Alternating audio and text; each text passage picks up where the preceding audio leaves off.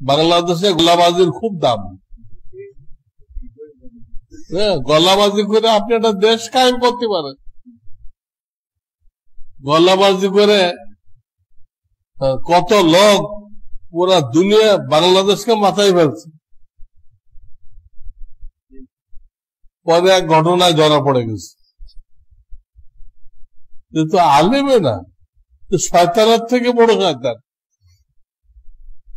অথচ সেই ঘটনার আগে সারা বাংলাদেশ তার পক্ষে, তার নাম শুনলে সাথে সাথে 1 লাখ লোক জমা হয়ে যায়। শুধু গলাবাজি, না এলেম আছে না আমল আছে। নাউযুবিল্লাহ মিন যালিক। এই জন্য আপনারা চিনবেন না, আপনারা অন্যান্য উলামায়ে কেরামকে জিজ্ঞাসা করেন, করে যার ব্যাপারে ভালো মন্তব্য পান, না ওনার এলেমও আছে আমলও আছে, এমন একজনকে খুঁজে বের করেন এবং তাকে ফলো করেন। চেঁচামেচি করার কোনো দরকার নাই তো, কথা স্বাভাবিক বলেন, বুঝাই বলেন। আপনার সামনে মাইক কি জন্য? মাইক নিজেই তো চেঁচামেচি করতেছে, আপনিও চেঁচামেচি করতেছেন।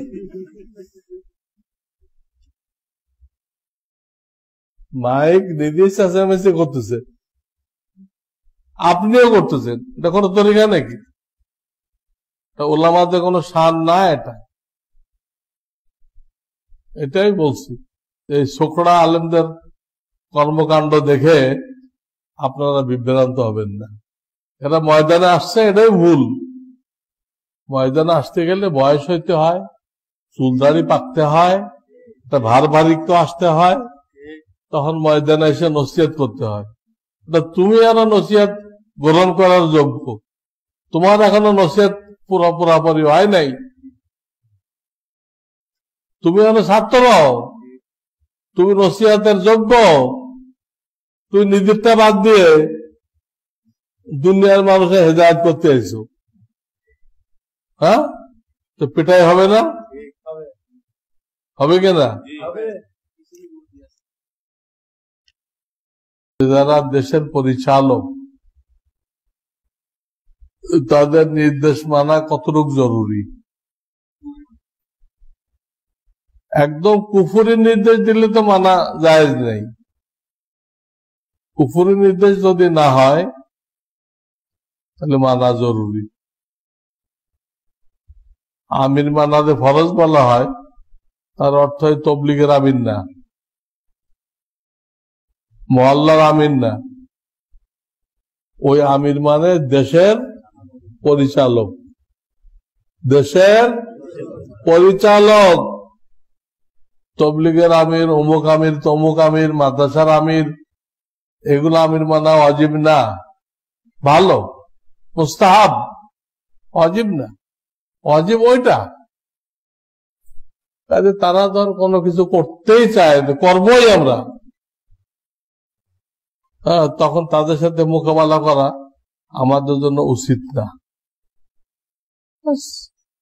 আমরা মৌখিক বলে দিছি, এটা জায়েজ না জায়েজ আলেম হিসেবে আমরা মৌখিক ভাবে বলে দিলাম, এটাই যথেষ্ট।